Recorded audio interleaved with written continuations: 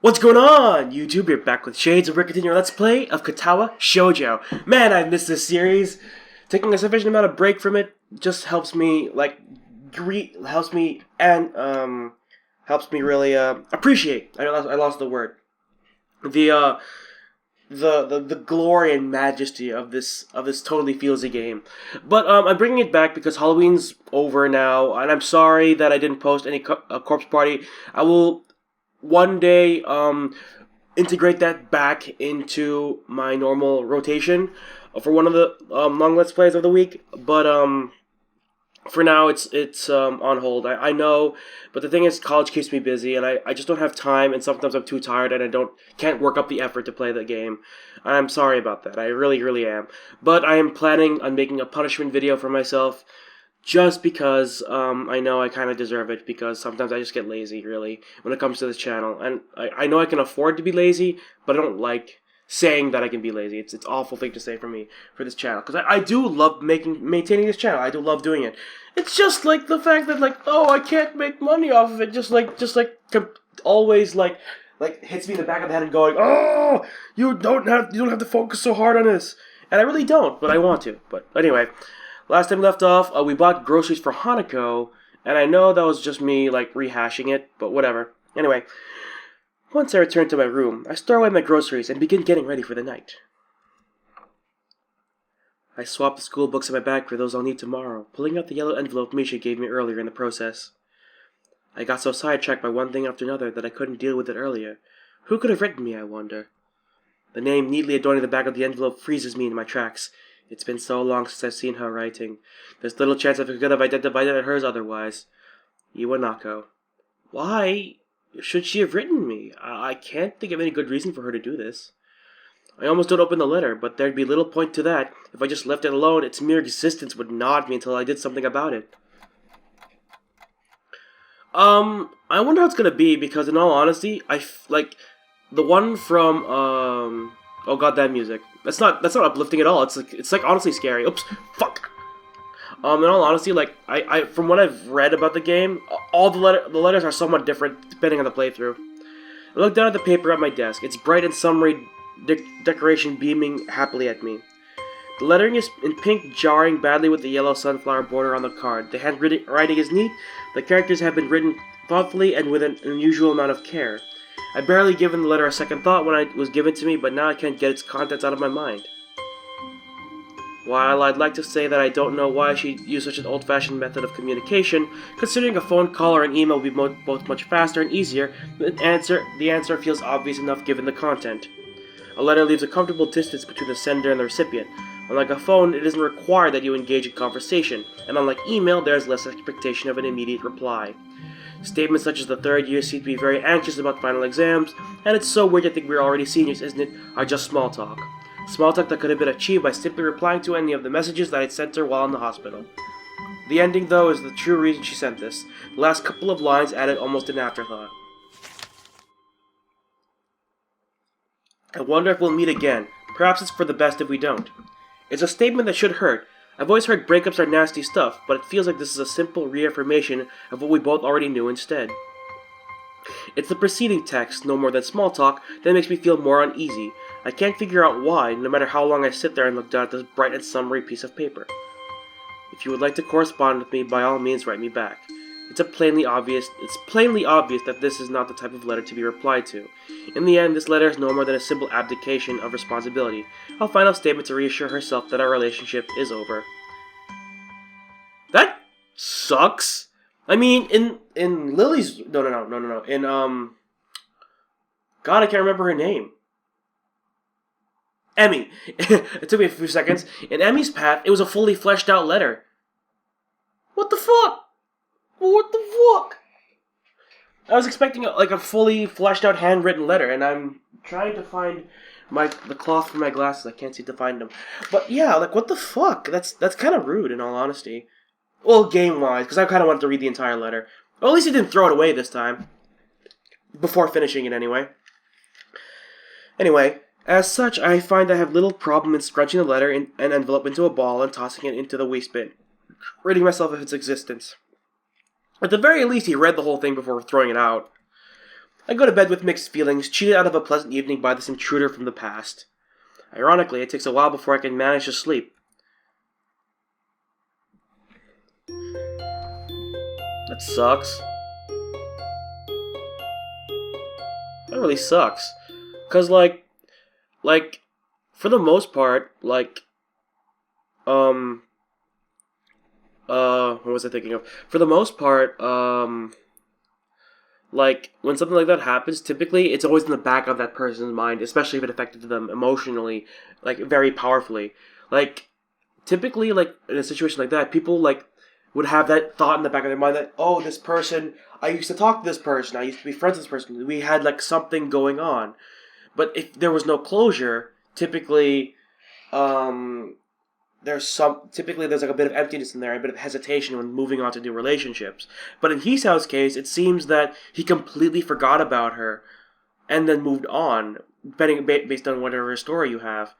And in all honesty, he has every right to, because Iwanako literally would just stop visiting him because she felt that she couldn't handle it. And I'm like, that's somewhat selfish, because you need to be strong for the people who need it. But also, it's kind of selfish that he simply forgot about her without, trying to find that closure himself. But I guess he didn't need it. Oh well.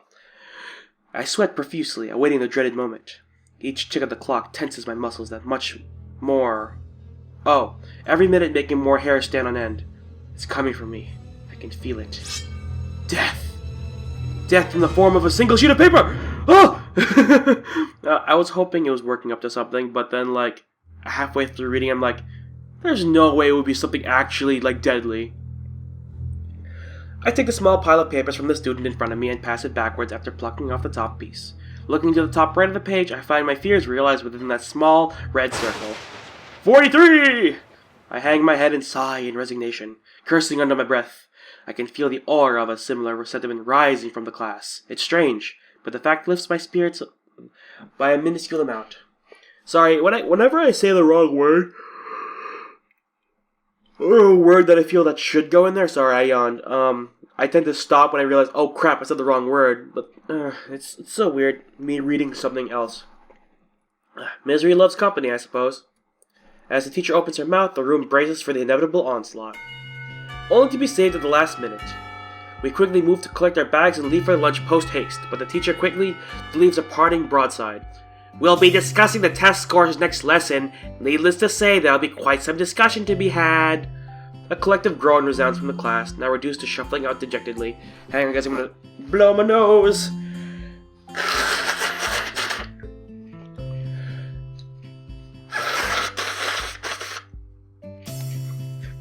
Sorry, guys, I still have a cold. It's the worst. But I'm on the tail end of it, so, I'll be fine within a day or two. I push the sheet into my bag as I walk along the hallway, crumpling it in the process. It's enough that such a troublesome letter ended up on my desk yesterday, and now this. I hate English. I love English. Hisao! A stern female voice gruffly calls out from behind me. I freeze on the spot, my face becoming like stone. It's as if I can feel my brain disconnecting from my body. My eyes slowly shift right, trying to catch a glimpse of the disembodied voice. Nothing. My face begins to slip as time passes and I decide to risk turning my head ever so slowly. I twist it to the... Yeah!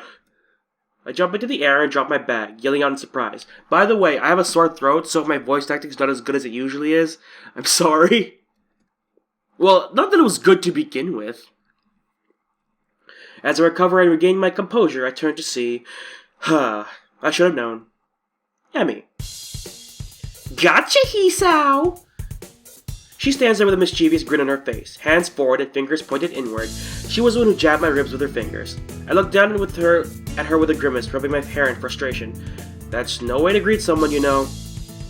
You have no sense of humor. I left my sense of humor in my English class, complaining to the teacher if he wanted to give it back to me. She pulls her best puppy dog eyes at me as she pouts.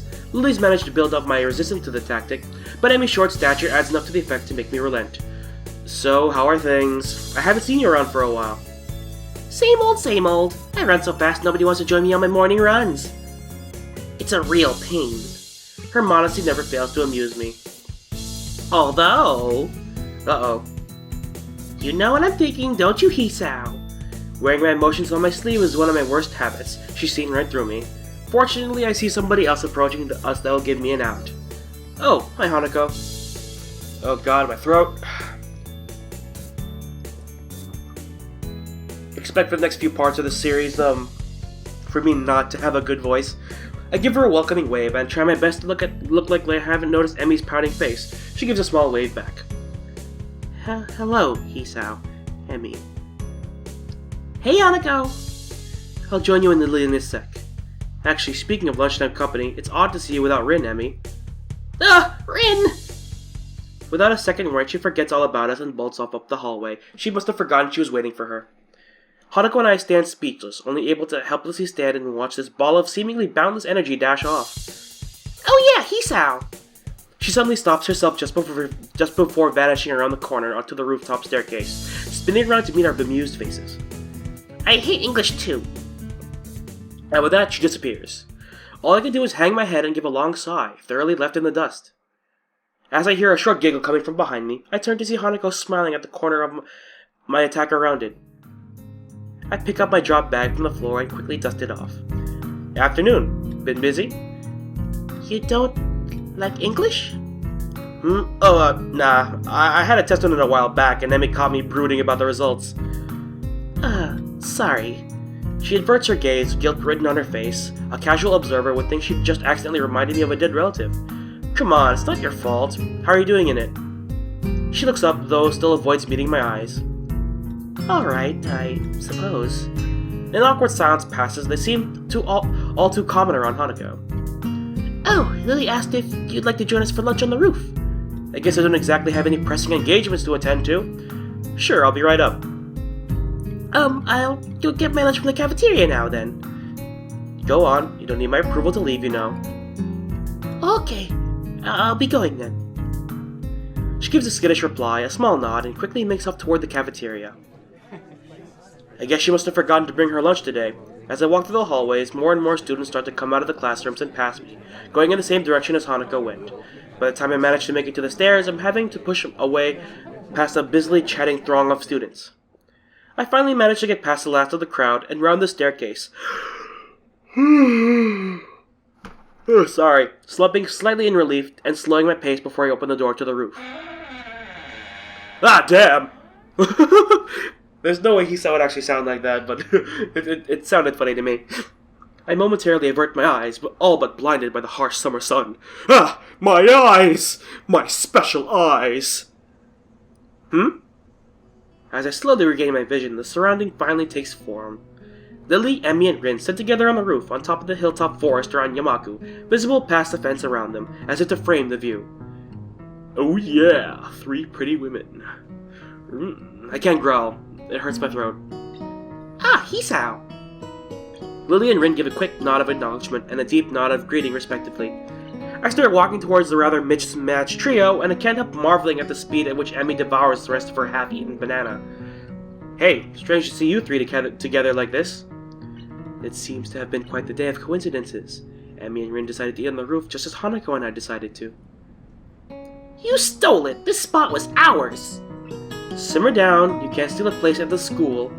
I plonk myself beside Lily, and the 4 of us creating a semicircle. I think she is right. You too? The butterfly is here. The butterfly is her accomplice. As I glance around, sure enough, a small yellow butterfly floats across my field of vision. So tell me, how did this butterfly help Lily steal this spot? It scouted out our conversation and told her. I should have known better than to expect a sound reason from Rin. Regardless, I guess it wouldn't hurt to play along. You're telling me she could talk to butterflies. There are people who can talk to horses, called horse whisperers. Lily must be a butterfly whisperer. I bury my head in my hands as Emi rounds her strange companion. She seems to share Rin's sense of humor. Whisperers don't work like that. Emi and Rin continue their banter as I turn to Lily, who is busily finishing off her small box of curry and rice. So what brought you up here anyway? A little fresh air every now and then doesn't hurt. Ah! Emi breaks off from her vain attempts to introduce the concept of logic to Rin.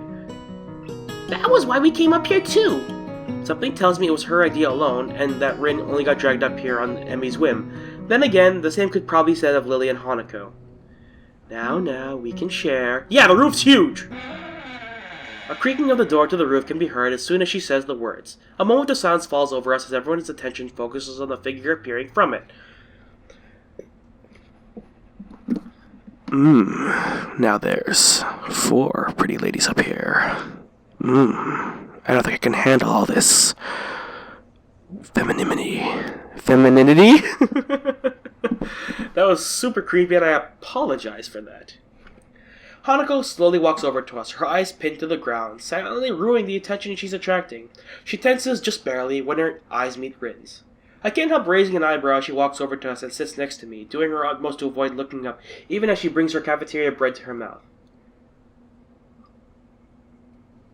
So how do you and Emi know each other anyways?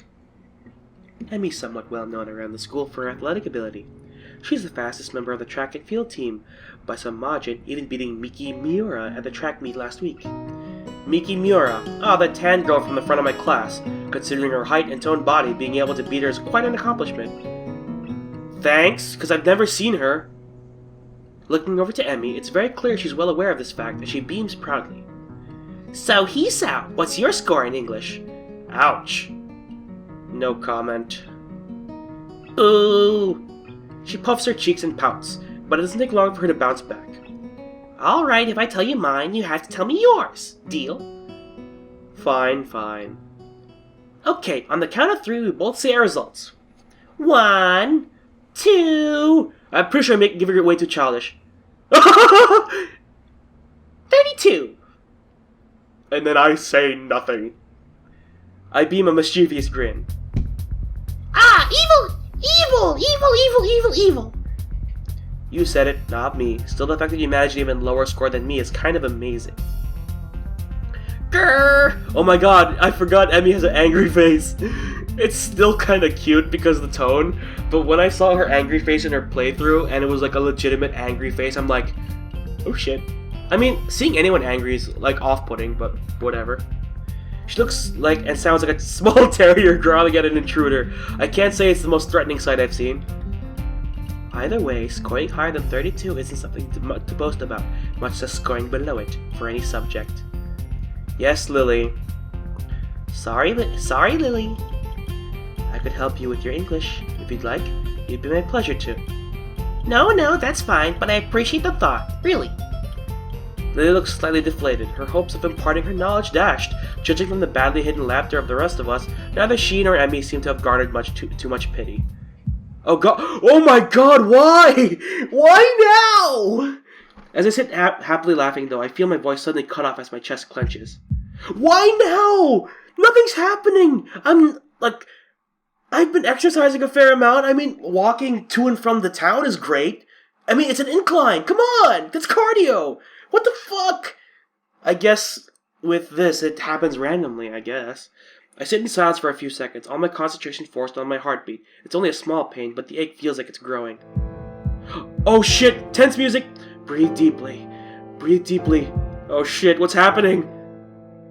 I glance upward to try and keep at least some of my attention on my surroundings. See Emi suddenly freezing when she notices the expression of pain on my face, out of the corner of her eye.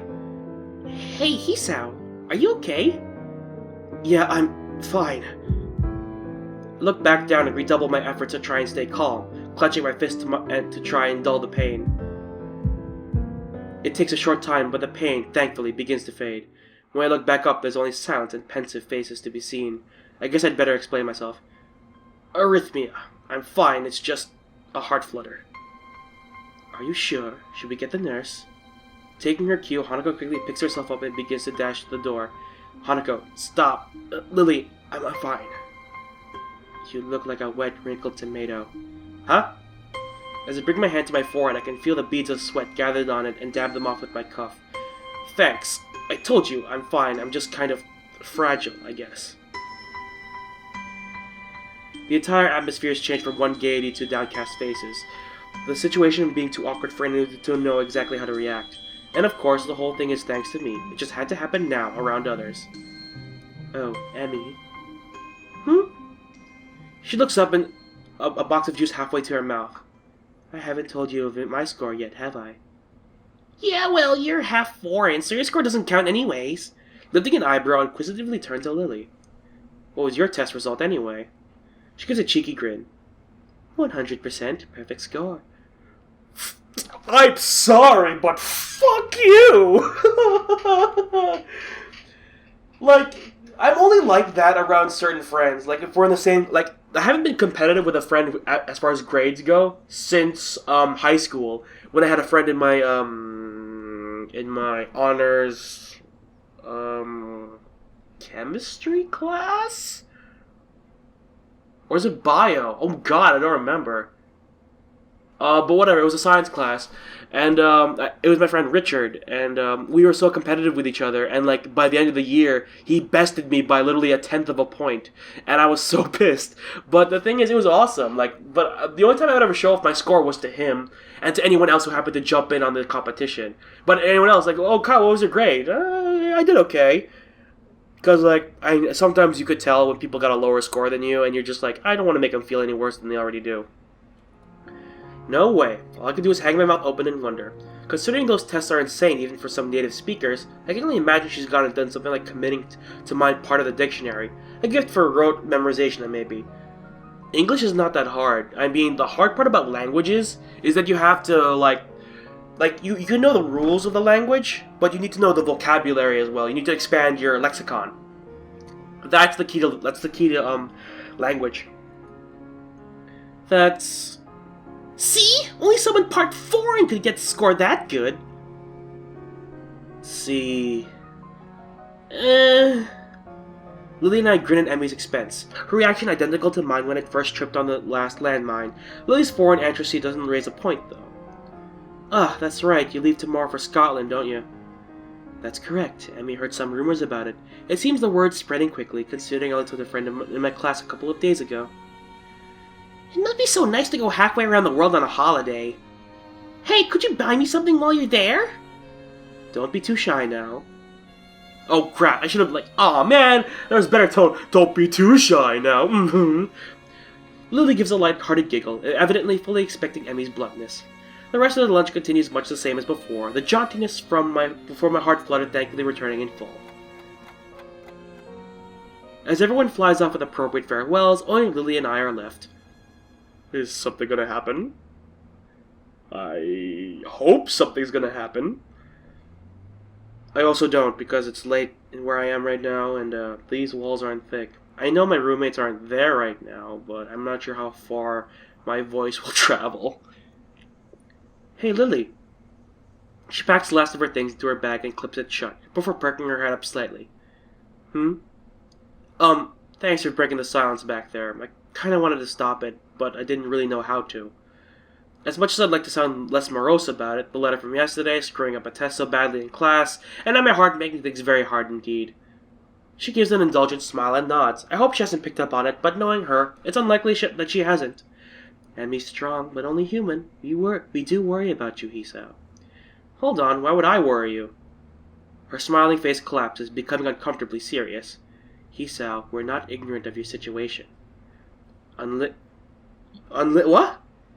She suddenly cuts herself short, unsure of whether she should say what she intends to do. I give a weak smile and rest my hand on her shoulder. Don't. It's enough that I worry about it. I don't want you all to shoulder my burden. But if you all worry about it, I have to worry about your worrying, if that makes sense. I'm fine, okay? For a moment she looks to be lost in thought, carefully pondering how to react. Hisao, do you have any paper left from your food's packaging? I think so. I'll check. I rummage around my bag for the leftovers from lunch, eventually finding a paper square from my sandwich's package. My eyebrows raised and my expression rather quizzical, I gently place the square into Lily's hand. Without another word, she brings her fingers around it to feel at its edges. This should be large enough. With both of us seated on the roof, the minutes to the lesson quickly ticking away, she proceeds to lay the item on the ground and begin to work in earnest. Wrapped in silence, I watch her fingers move about on the small square with amazing dexterity. A small fold here, a larger fold there. Her fingertips keep a slow but sure pace. Looking up, her expression is calm and placid. The fact that her face is pointed well above the sheet in front of her makes the sight of her work all the more curious. Her shoulders slump a bit after finishing one final fold. Her work apparently done. It's only when she holds the item up in her hands that I realize what it is. It's a crane! I automatically assumed that she was doing origami, but that's awesome. Because, like, folding is all about touch. You need to know how it works. So, being, like, I know it's a little visual too, but, like, if you know how a paper feels and how you fold it, like, I can imagine it in my mind right now because I did origami for a while. But I feel like Lily can do it a lot better than I can, just because of sheer muscle memory. A small origami crane. Light brown thanks to the packaging used, the result looks quite delicate and precise. You can do origami? I taught myself how to do it when I was younger, and improved my dexterity a bit. Huh. A little baffled, I carefully take the small bird from her pale, cupped hands, as if it would break from the slightest breath. It seems to be folded quite well, and holds its shape easily. We both grab our bags and head out the door, Lily extending her cane as she does so. I hold Lily's handiwork up to my face for further inspection while we walk down the hallway, her hand running along the silver handrails for orientation. If she taught herself origami to improve her dexterity, with the use of her hands meaning so much to her given condition, so that's it. I smile as I realize the bird's meaning. Everyone here has it to find their own way of dealing with their conditions. You aren't alone here when you have problems. Thanks, Lily. I appreciate this. She gives a sweet smile and I nod, not using words where none need to be used, in her typical manner. All I ask is that you take care of yourself, Hisao. Don't worry, I will. Promise? Promise. And with that, we part ways. To be honest, I don't know what annoys me more, the fact that I could die at any moment, or the fact that everyone knows that. I guess I'll just take each day as it comes, as the unexpected present in my hand reminds me I'm not alone here. Even though I may be like this, I'm not alone.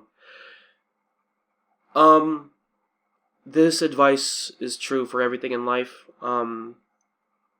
Life gets hard sometimes. I'm not gonna lie about that. Sometimes things come up and you can't control it, and sometimes leave permanent scars and effects. Sometimes things just get out of hand. Sometimes you feel like you can't do anything about it. But in all honesty, this line right here symbolizes the truth in the world. So long as you have friends, so long as you have family, so long as you have someone in the world that cares about you, you're never alone. You're never alone. Just realize when you need to ask for help, when you just need someone to hold you up a little bit, because shouldering the world's problems by yourself is not possible by one person. It's too hard. It's too heavy of a burden. So, before I end the part, because I'm actually almost at a half an hour already, let me say this. To anyone watching this, to anyone listening, to anyone who doesn't know where they are right now, to anyone who has doubts about themselves or their future or anything, just realize that there's always someone looking out for you. There's always someone quietly trying their best to help you out because they're not sure how to approach you, because they don't know how they can help you without being asked. So there are people there. You just have to stop and look for them. And when you see them, don't be afraid to ask for help. So anyway, thank you all so much for watching. If you like this video, hit the like button. If you want to see more videos from me or from this series, hit that subscribe button. And you are now exiting the Shadyverse. My name's Shades, and I hope you've enjoyed your day in the shade. See you guys later.